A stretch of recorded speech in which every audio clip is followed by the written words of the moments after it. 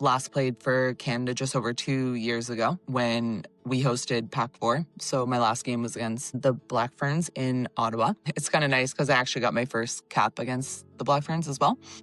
I almost kind of finish off where I started. I think the transition, I still went to, a couple camps in between. We had some players that had missed out on the previous World Cup. So I went to the 2022 World Cup in New Zealand. We had some players, that had missed out on that World Cup that started to shine through. Some young athletes came through. And I think, at first, the first few tours that I wasn't involved in was a bit of a sting. But I think, again, if I come back to the kind of bloom where you're planted, I was playing at Saracens and I played every game that season, 2 seasons ago. So I was still playing a lot of rugby. Then I came over to Ealing Trailfinders last season. So I was really enjoying that. So I think for me, the transition was more about just enjoying where I was at. And knowing that, I'm still playing at an incredible level. It took me probably the year to adjust to not being, in the red shirt. But the last year, I can genuinely say, I was so happy, watching the Canada women play. I was finally, excited to watch a game and see them thrive.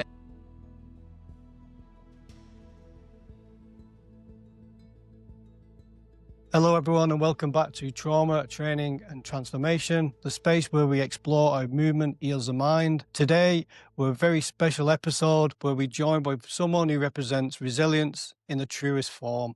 A woman who's carried the pride of Nova Scotia on the world stage, wearing the red jersey of Canada with honour, continues to shape her journey inside the professional game in the England Women's League. I'm incredibly proud to welcome Emma Taylor, former Canadian international, now professional player with Ealing Trailfinders. Emma's story isn't just about rugby, it's about identity, adversity, resilience, and reinvention, and the courage it takes to rebuild yourself on every stage of your career. This conversation is about what strength really means, not the kind of stuff they see on the field, but the kind forged through transformation, transition, vulnerability, and the persistence needed to be a pro athlete. Emma, welcome to the podcast today, and please, for the viewers, introduce yourself. Thanks for having me. I am Emma Taylor. I'm currently living in Ealing, so just West London, playing for the Ealing Trailfinders. James mentioned I'm a proud Nova Scotian. Grew up in Pictou County, Nova Scotia. Spent a lot of time there living in Halifax as well, kind of in my adult life. I went to St. X University, moved to Ireland, did a little stint in Ireland for a bit, came back to Halifax, and now, yes, I'm playing in the PWR. Like I said, for the Ealing Trailfinders, played at Saracens for a couple seasons as well. So, I'm just getting settled in here and just enjoying my rugby. Thank you very much, Emma, for sharing that. Before we talk about your experiences on the international stage and professional rugby, I wanted just to look back and anchor back to your exposure to Nova Scotia rugby, and what was your link into rugby? What got you started on rugby? I think, like a lot of Canadian rugby players, women especially, I started out playing every sport possible. I was a big hockey player. I'm so used to saying ice hockey while I'm here, because when you say hockey in England, they think field hockey, but ice hockey. So I played hockey, basketball. I was actually a big soccer player as well. So I started in high school. In grade 9, this is actually a true story. I ended up going to a rugby practice by accident. I did track and field, and I didn't realize that track practice was canceled. And I walked into the gym, and a few of the girls who played, I think it was my brother's girlfriend at the time, they were like, "Oh my God, you have to come play rugby." So I walked in, they were like, "You finally come." And I was like, "My God." Anyways, I feel like everyone says this about rugby, but I tried it and literally never looked back. I was like, this sport is crazy. So I played in high school, and I think I played provincial rugby that same year. So I played for Nova Scotia. This is when we'd still do full national tournaments in the summer. My first national tournament was in Ottawa with Team Nova Scotia. We were quite competitive at the time. Like we had a lot of really good athletes. Again, like people who come from other sport. Our team was like just an amalgamation of people who've been pulled from basketball and soccer. And again, not as much of a theme now because people in Canada are exposed to rugby at a younger age. But, when you're playing on, I think that was under 17s when I first played provincial, it was, people who've been, our whole team was made up of people who've been playing rugby for 2 years at most. So yeah, that was kind of like my first exposure. I remember that tournament was like, it was like 40 degrees in Ottawa playing in like this stale heat. I was like, I actually don't know if I can do this. But yeah, then from there played provincial high school rugby all the way through until I went to St. FX. That's kind of where I kicked on, but yeah. Awesome. In that time, I mean, a lot of people in Nova Scotia introduced to rugby fall in love with it because it's such an inclusive sport for all shapes and sizes. And you've gone on to represent your country through that journey. But what was that moment? Was there a person as a role model? Was it a time in the game that helped shape your identity as a rugby player that's helped you going forward? Yeah, like I try to think of like a moment. I can't think of like a specific moment. I think one thing comes to mind, like in one person is Gino Carew. So he was my coach. He helped coach our provincial program, but he was my coach with HRFC, who like James, you're also my coach at HRFC, like later down the line. But Gino was just, he always like pushed me and he just like instilled this confidence in me. Like he's like, you're a good rugby player. Like you could go far.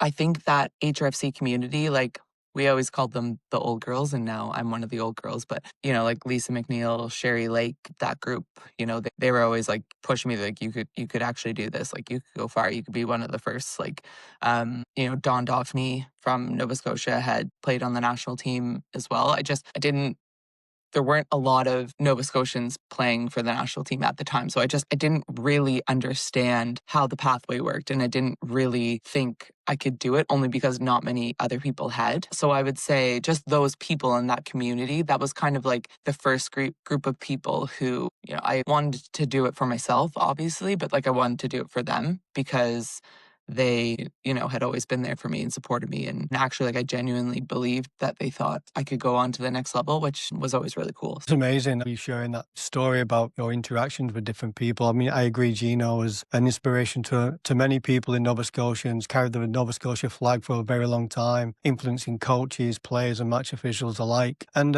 also listening to you, you can tell your roots of Nova Scotia. You're very proud of that, and it's helped shape you to the person that you are now. But when did you realize that rugby was not just like another sport of a participation or just turning up and joining in? You found that it's going to be more than that, and you feel like you could go on to bigger and better things.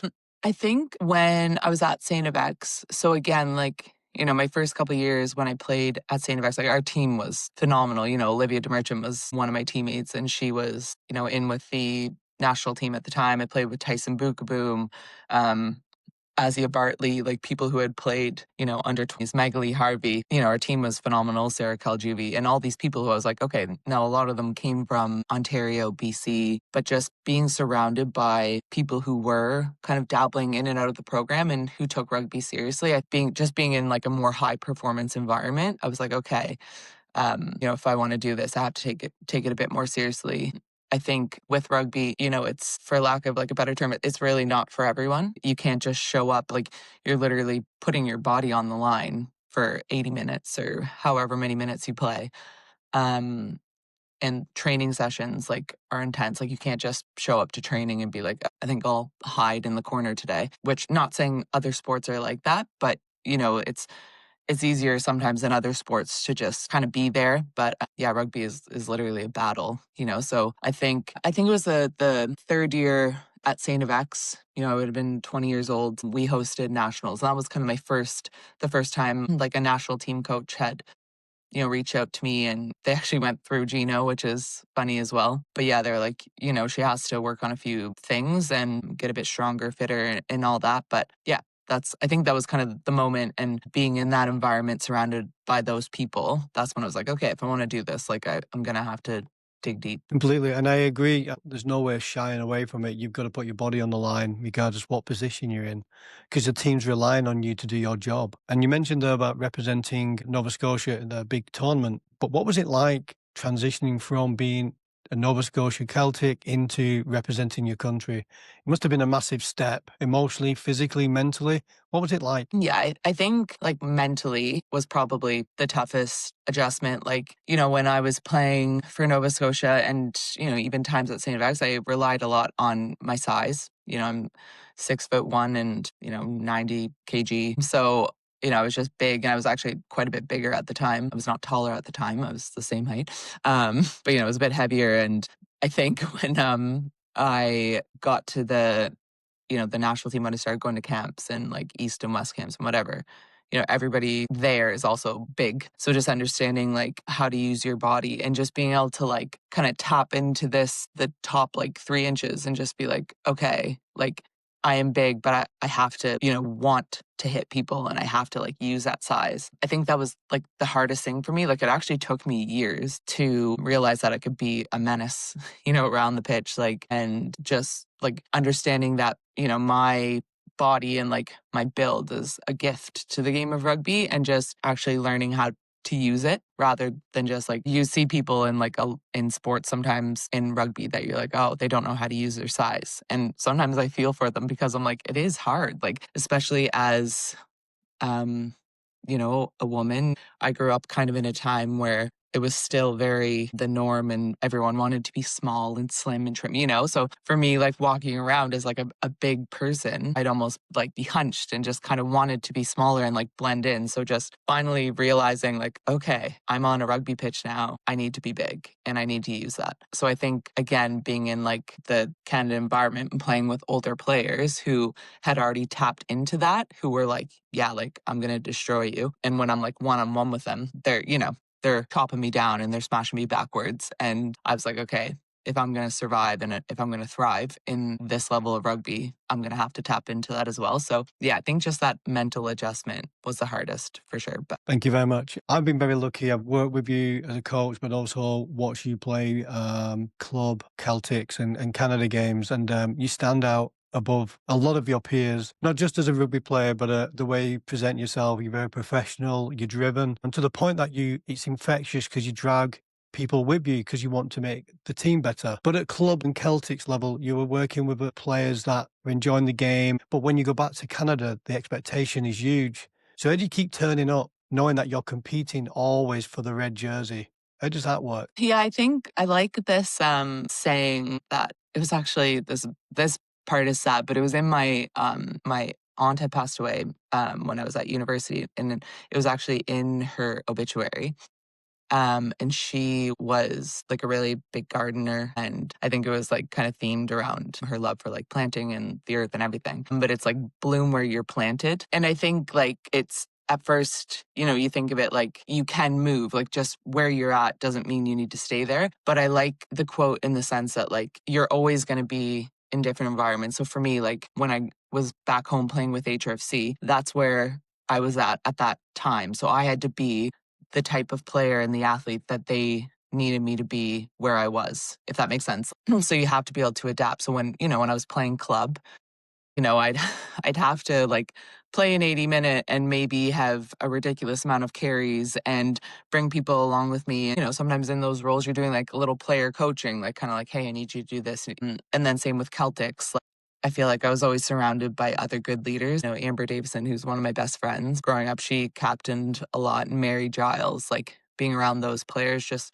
once I got to that level, I kind of had to be a different player than I was at club. And then when I get to Canada, I didn't have to carry as much like of a leadership role, but I'd have to be, kind of fill a different role. So it's just being able to go from like team to team, knowing that the demands of you might be a bit different, but knowing that it's not any less important. Like all those roles are really important and they all, um, you know, provide a value to the team and contribute to the team's success, but being able to like kind of change depending on your environment. You mentioned a couple of the girls' names there who've been really pivotal in the way that the Celtics women's program has improved by the playing, the coaching along the way, and they're seen as role models. But equally yourself, representing Nova Scotia, being on the international scene, and now being in England, playing on a professional league, you're seen as the role model for many young girls back in Nova Scotia. And that's huge because, you're a standalone, incredible athlete. But comes to a time where, the international stage changes, which changes his opinion, or you come to a time where you may need to transition from international in a way. What was that like? What was that period like for yourself? What did it teach you?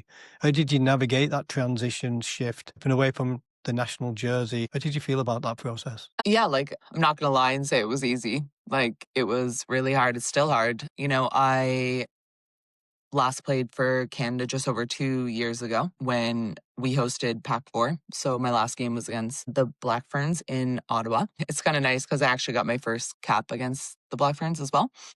Yeah, I almost kind of finish off where I started. I think the transition, like I still went to, a couple camps in between. We had some players that had missed out on the previous World Cup. So I went to the 2022 World Cup in New Zealand. We had some players, that had missed out on that World Cup that started to like shine through. Some young athletes came through. And I think, yeah, at first, like the first few tours that I wasn't involved in was a bit of a sting. But I think, again, if I come back to like the kind of like bloom where you're planted, I was playing at Saracens and I played every game that season, like 2 seasons ago. So I was still playing a lot of rugby. Then I came over to Ealing Trailfinders last season. So I was really enjoying that. So I think like for me, the transition was more about just enjoying where I was at.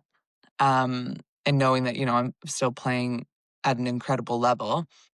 Um, it took me probably like the year to adjust to not being, um, in the red shirt. But the last year, like I can genuinely say, like I was so happy, like watching the Canada women play. I was finally like excited to watch a game and see them thrive. And yeah, like almost being more comfortable with not being involved. And I probably was like when I was younger, but in the last like few years, I'm not someone who like I would never wish badly on a teammate if they're selected over me. Like I'm a firm believer, like your teammates, people you battle with day in, day out, like they have nothing to do with selection. Like it's a coach's decision. And I can fully respect when someone's like playing well and playing better than I am or if they offer something that I just don't. So I think, yeah, just like kind of switching my mindset, just being happy for them. And like I said, like I still get to play and train. Like I'll be going to training after we finish here, like I still get to do all those things. And I think where I'm at in my rugby career, that's enough for me. And I feel like I'm still learning and kind of growing. And I genuinely feel like fitter and faster than I ever have. So yeah, it's kind of cool that I can still grow and still get better in the environment that I'm in. But yeah, it was tough in being in England. I was still playing. We had a cup season while the World Cup was on. So there was times, it was hard to watch the games knowing that there was probably nowhere I'd rather be than on that pitch in a Canada shirt. But by all means, I was like Canada's biggest fan at the same time, So yeah, kind of back and forth between being sad, but also just being really happy. And then I go out onto the pitch and just forget about it because I was just enjoying like what I got to do. So yeah, like I said, the kind of mixed emotions, but I definitely feel so much more settled now. And yeah, I'm genuinely just having so much fun. No, I appreciate you sharing that. It's incredible, honest and powerful. That journey you've been on. Everyone sees the red of the Canadian jersey and the proud ability of wearing it. And there's been some great athletes, including yourself, in that. And you mentioned there about playing with Ealing Trailfinders. Do you feel continuing playing at the highest level has allowed you to continue with purpose and drive? We mentioned earlier on about Saracens versus Ealing was very much a Canadian affair with so many gifted athletes on the field, and you're there sharing their experiences. Do you feel that it's allowed you the transition of Emma, the international, to Emma, the professional player? It's allowed that journey to continue. Definitely. Like, I think, if I was at home during the World Cup not playing any rugby, I would have been so sad because I wouldn't feel fulfilled because that's what I love to do. Like, I love running around a pitch like a crazy lady.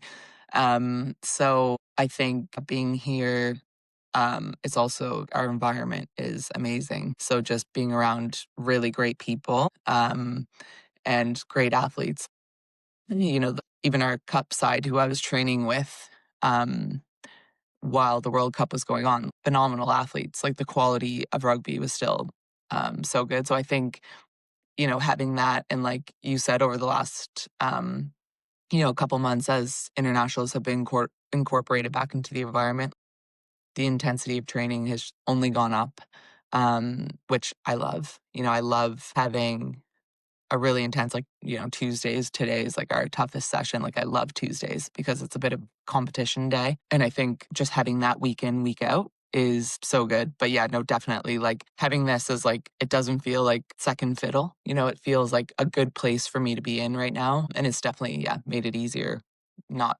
being able to play for the national team. Thank you very much. If listening to this podcast resonates with you and listening to Emma's story is similar to yours, please like, share, and subscribe on any podcast channel that you use, or even follow on YouTube. So let's look at the next chapter in your journey, if you don't mind, and that is Ealing Trailfinders. So what does that offer for you? How have you seen your own personal growth, resilience, and rediscovery and love for the game really continue? Honestly, so many things. Like, last season, so you would know this about me, but I love to kick. So I've always been a kicker, but as a second row, back row, historically your fins are your place kickers. So I came in last season and I was like, you know what? Like, nothing to lose here. I would bring my tee out to training. And then our backs coach at the time was like, hey, like, you have a really good shot at goal. And so I worked with him and I started going out to the kicking sessions, and it's just funny to be, I was in my early 30s kicking off of a tee in a,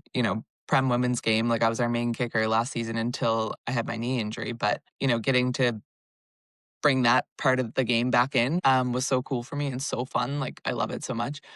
I captained our cup side this year. I captained our cup side and a couple Prem games last year before Kate Zachary came back, because she was at WXV.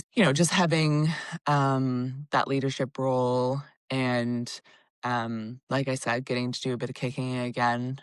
I think this part is also funny, but I'm 6'1" and obviously playing a lot of lock or back row. And I was never like a huge lineout specialist, believe it or not. I think because, it was a bit heavier, and when you're at home, like playing club, usually just throwing up someone quite light and airy. So I hadn't had like a lot of lineout exposure. So coming here, and our head coach Barney Madison, who's also a like 6 foot, he must be like 6'5" or something, like a big lock, and being able to work with him and like improve my lineout game. And now I've been calling lineouts a bit, so it's cool. Like, I feel like I've just tapped into like an area of the game that I've never really experienced. So I think that's fun, feeling like there's still areas for growth, and maybe feeling like maybe I haven't hit my like full potential yet. Like, maybe there's still room for me to grow. So I think that's really cool. But yeah, just makes it more exciting, like every day, knowing that there's still something that I can get better at. That's great, because you mentioned there about your own growth and that you're willing to learn and improve. I mean, the women's game is incredible. It's growing so fast, and the professional environment is obviously helping that. But do you see that there's more growth in that game? Now we've got the Canadians and all the other internationals coming back to the league. Do you feel that there's so much more that league can offer? Yeah, I think it's kind of like it's two-sided. With around this league, there are like regulations around how many English qualified players have to play. And as the league becomes more saturated with internationals, it is tough because teams have so many quality players that might not get to play certain weeks just based on whether they're English qualified or not. So I think the training environment and daily training environments, which are really important to the growth of the game, are improving exponentially with some of the people that are coming into this league. I think over the next few years, we'll see a lot of nations like starting to push their own domestic leagues, with England being obviously the top side. There's a lot, like, it develops their team, like England, the Red Roses get better because they're exposed to all these Canadian and New Zealand internationals, a lot of like Scottish and American players. So they are reaping the benefits for sure of having all of us here. But then on the flip side, we're also improving because we're exposed to these daily training environments and like quality Red Roses players. So yes, like it works. The league is developing and players are developing, but I do think that we will probably see a shift in the next couple of years of countries being like, okay, we need to prioritize like our own domestic leagues. There are some nations who have already like baked that into their player contracts that they need to stay domestically. I know the men's game does that, but it's a bit easier for them when their domestic leagues are so much stronger, so staying in your country isn't necessarily like a detriment, where I feel like in the women's game right now, not playing in the Prem could kind of impair development for a lot of athletes. But yes, like it's definitely a win-win at the moment, but I do expect a shift probably in the future. Interesting. The professional game brings its own pressures, expectations, player management, being fit and available for games. If you had the opportunity to share this and make the people who come to watch these games, what would you like them to understand what the emotional and mental demands are for a professional female athlete at the highest level? Yeah, I think one of the things that I'd say a lot of people don't understand is like, a lot of my teammates here, myself included, a lot of us have other jobs as well. So there are some people who are full time rugby, but a lot of people aren't. So, knowing that, sure, like when I go to training and a lot of my week is, shaped around my rugby training and being the best rugby player that I can be.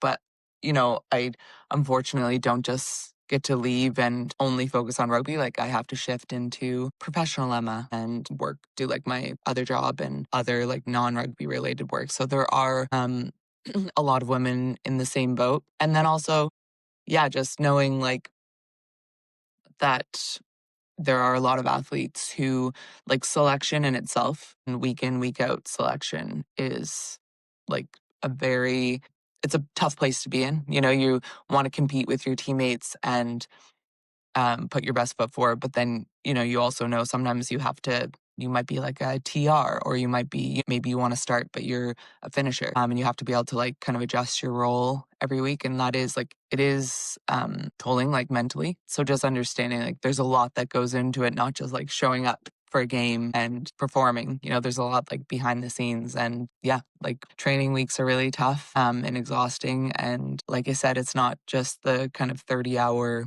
weeks that we put into the rugby. Like there's a lot of, like I said, women who are doing other jobs and managing other things.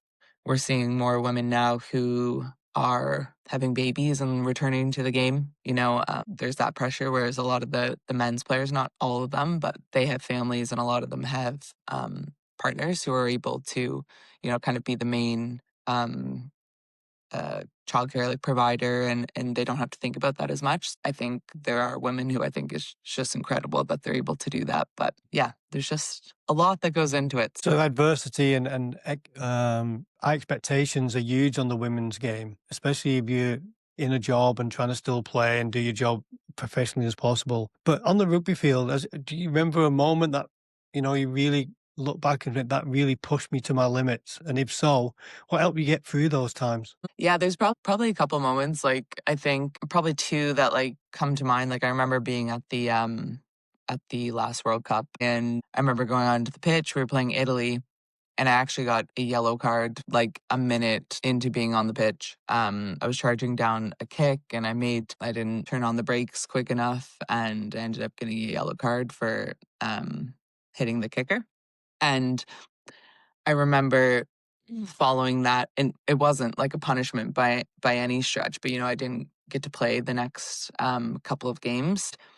I think for me, like that was kind of one of the toughest like selection moments for me, because I felt like I had like let my team down, and I mean we still won the game, and um it was happy for the team, but almost trying to be able to separate like my own qualms and like that internal battle that I was like going on in my head of being like, oh, you've messed up, you're not good enough, you've kind of messed up your chances and whatever, and just being able to bounce back. So I had to go into training the next couple weeks and just be like, I knew I wasn't playing the next couple of games, and just being a really good training partner. I remember we were playing the US for the following games like that I wasn't selected for, and I got to Kevin would ask the non playing like reserves or whatever to do a bit of analysis. And he asked me I got to play as Alf Kelter. So I was like playing at 12, like during training. So I just get to kick a lot, like kick the ball down the middle and whatever. So yeah, I just remember that moment as being like, okay, like you still have a really important role and you haven't done anything wrong. The team just needs like other people right now, and they need you to be kind of someone else that you haven't been, over the last couple of weeks, because I had been playing and kind of regularly in the squad at that point. And yeah, just be able to shift my focus. And I think that's like something that's really important in the game, is kind of, again, back to like the bloom where you're planted, just knowing that you are going to have different roles at the highest level, but just being able to be like a really good teammate and being able to adapt like relatively quickly. I didn't have the time to sit there and sulk. And I remember Kevin had actually said to me after, like, because we played the US kind of 2 games in a row, because we had them for the final pool game and then we played them again for quarterfinals. And, he even said to me, like, I wasn't dressing again for the second game against them. And he just kind of said to me, like, he's like, I want to play you because you're being such a good teammate, but I'm going to stick with the same group, but he's like, I want to recognize that you've been like incredible. Like, you've been a really good training partner. And I thought that was quite nice that, even though I wasn't selected, he did recognize like how hard I was trying just to be the best version of me for the team. Yeah, I would say that was like a main moment. And then another moment is just, last season I did pick up, tore my MCL like completely. And it was just a rugby incident. Someone landed on my foot, rolled into my knee. I didn't need surgery, but I just remember rehabbing and kind of having a similar conversation, like trying to help the team in ways I could off the pitch. I ended up doing some commentary. So, finding value in areas instead of just kind of going into a hole and having a pity party, being like, all right, how do we make these next like 10 weeks go as well as they can for my rehab, but also like for my own mental health. So trying not to put like, I guess, all your eggs in one basket. So being able to separate, like, I know you talk a lot about like identity, but being able to separate like rugby playing Emma, so I had to be able to be like, how do I get my knee like rehabbed properly? I had like lost quite a bit of weight during the season just from playing so much. So I was like, okay, how do I get some weight back on and build up some more muscle? But then that other side, like, how do I keep myself happy and how do I find value in an area that I don't have to be running around the pitch. So I think those are big moments. Like, I think that makes like a happy athlete is being able to perform and play when you're called upon, but then also having something else that you can kind of put your time and efforts into, so that when rugby isn't there, you're not like just in like a dark place. And yeah. Thank you very much for sharing that. I can see it could be very challenging and incredibly difficult going through those experiences. But what's very typical of you, Emma, if you don't mind me saying so, is you always show the true professional side. Might be hurting inside, but trying to help the team and always put others in front of yourself and always find a positive through the dark times. So thank you for sharing that. You played in Nova Scotia, the international stage, in Ireland, and now in England. So how these different cultures shape your resilience, your leadership, and your sense of belonging, not just as a rugby player on the field, but also off it? Yeah, I think like I'm so fortunate to have like the Rugby Nova Scotia community.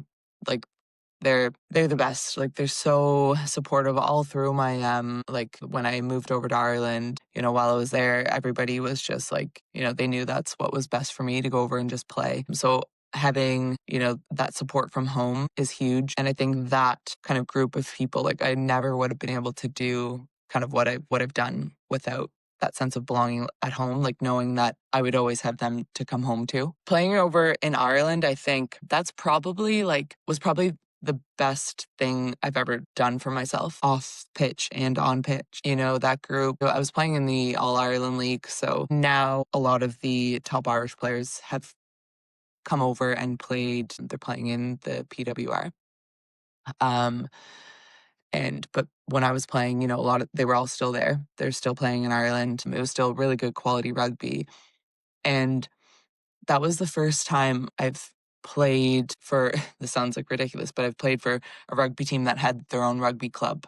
And a team that, um, had been together for a couple of years. And I felt like a proper, like I was walking into a team that kind of had their own culture and that I could add my own values to, my own like kind of unique playing styles to. So I think that's where I really like, I started to love the game again. When I finished at St. X, I had a little stint with that's where I got my first cap. But then, as the Canadian team was building for the 2017 World Cup, I just wasn't there yet. And I think like what we'll see in a lot of Canadian rugby players is like that post-university age, so kind of age 22 onward, like you need to play, but there aren't a load of avenues for that at the moment, like in Canada. So I think like moving over to Ireland, like I said, I had the connection with Jack Henratty. I ended up going over and playing for his old club where he played and coached.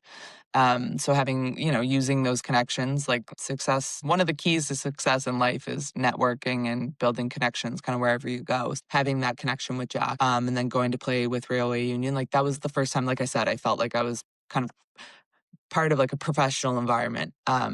Other than obviously the national team. But yeah, so I got to play. I had so much fun, like I said, on and off the pitch. I ended up doing my master's over there. So again, like I had this other avenue to focus on. So it wasn't all training all the time. I was kind of keeping myself busy with school. And yeah, like those people that I met in Ireland, like at Railway, I'm still friends with. I still go over there all the time and see them.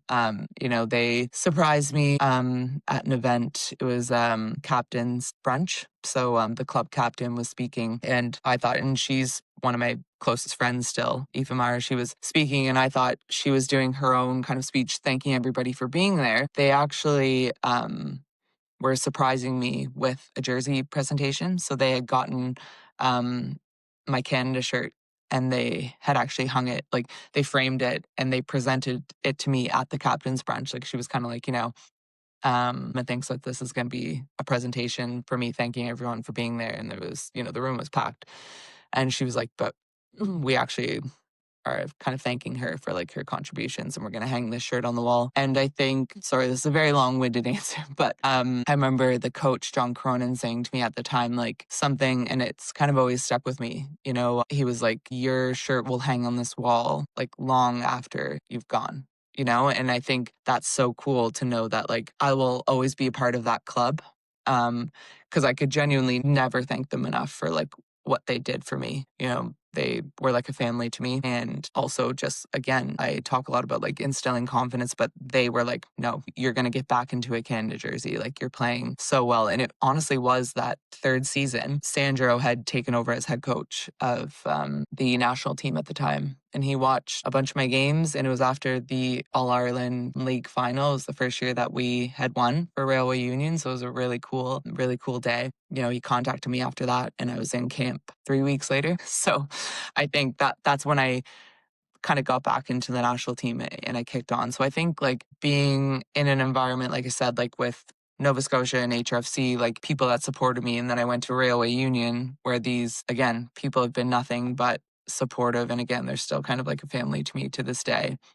And then going to Ceres and, I left Ceres. There's no bad blood. I just needed to change. And then I came to Trailfinders, and it's the same. Like everywhere I go, I feel like I'm just so lucky that I keep finding myself in these environments where people, like I said, feel more like family than teammates and staff and whatever. I think I can never speak enough about like how important that is, because it makes you want to play for other people, and it makes you want to do like be at your best, like I said, on pitch, off pitch for everyone, not just for yourself. So I've been very, very lucky to have found so many incredible people on my journey, but would hand on heart, without a doubt, would not have kind of done all the things that I've done without all of those people along. That's a great story, and it's good to see that you've had those beautiful interactions with different clubs, different people, and the family environment. And we look at the family environment back in Nova Scotia. There's some great connections there too, with a lot of coaches coming into Nova Scotia from Britain and Ireland. But there's also some very gifted rugby athletes in Nova Scotia, female athletes who are looking to branch out and search to play.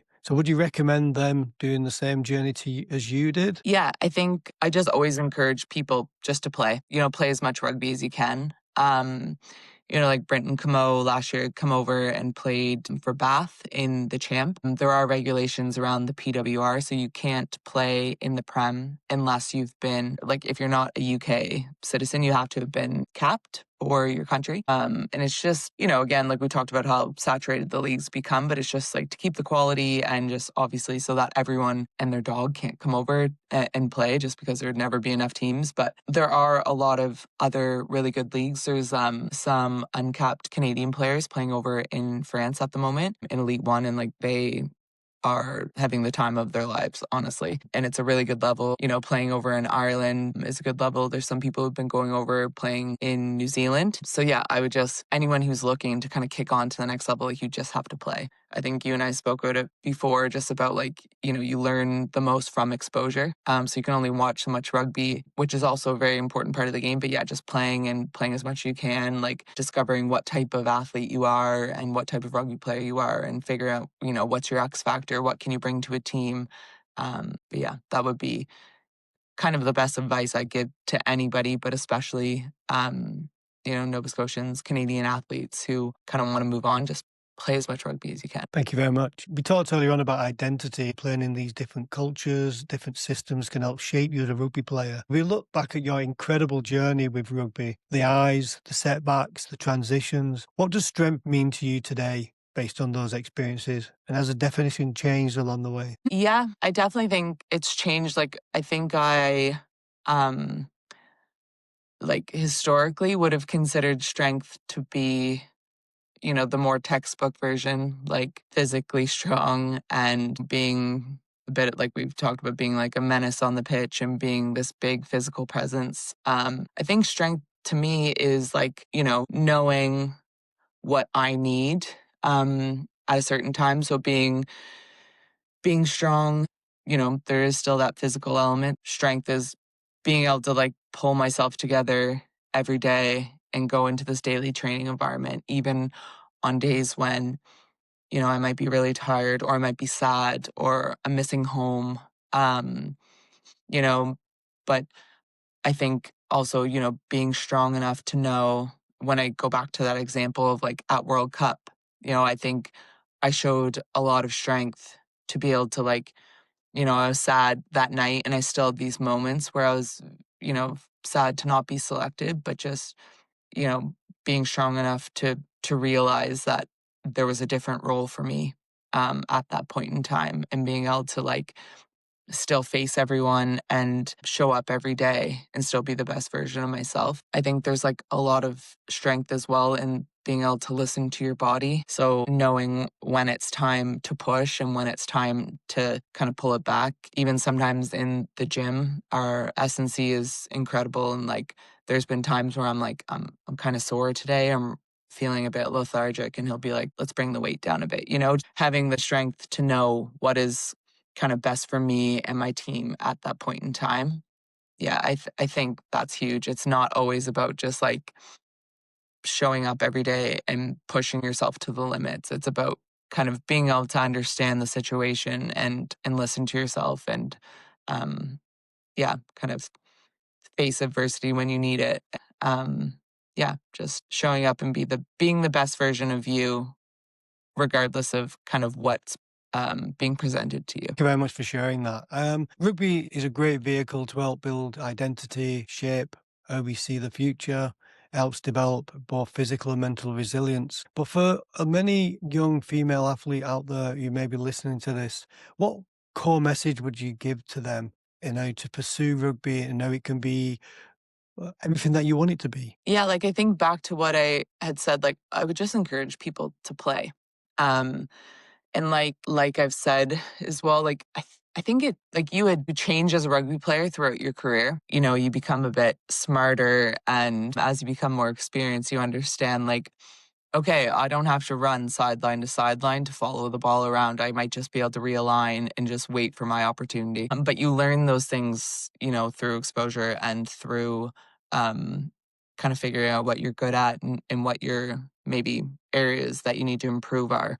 But like, I don't think you can discover all those things about yourself unless you're playing as much as you can. It's a beautiful sport, and there are so many phenomenal people that you meet along the way. You know, another important message is like, I think when you watch someone, like, for example, like me, who I've gone from kind of like literally the full pathway from high school to provincial to playing kind of elite level club into the national team and playing in the professional environment. Like, that's not always for everybody. Some people, like I know people who have played for Nova Scotia and that was their goal, was like to play for their province, and that's okay. Everybody's goal doesn't have to be to play for the national team, but you know, just setting a goal and kind of figuring out like, what do I have to do in order to meet this goal, and then just sticking to it. Like I said, like when I kind of finished playing in Ireland and really kicked on with the national team, like I was in my late 20s. You know, I easily could have, when I was kind of 22, 23, and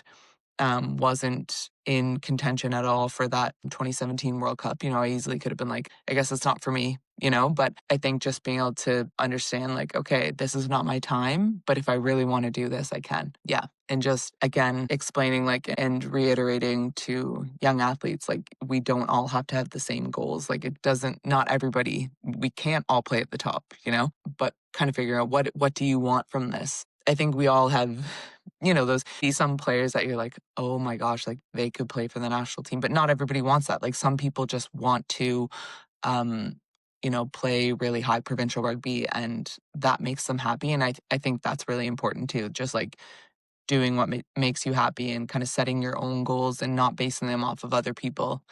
But yeah, I think that's the most important thing. Emma, thank you very much for joining us today. It's been incredible to listen to your story. Your journey is not just extraordinary, it's perfect, it's honest. And you lived the eyes of the international stage. You've carried the expectations of the province and the emotional weight through transition, the grind of the professional game, and the weight of rebuilding yourself time and time again.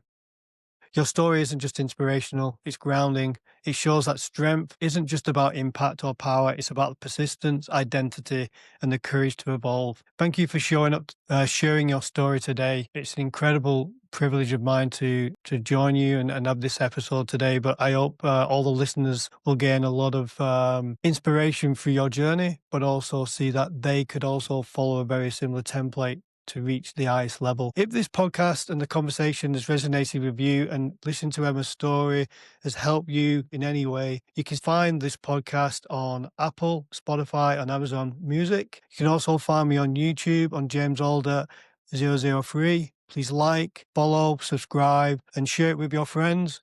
If you'd like these conversations to continue, you can buy me a coffee. All links are in the description box below.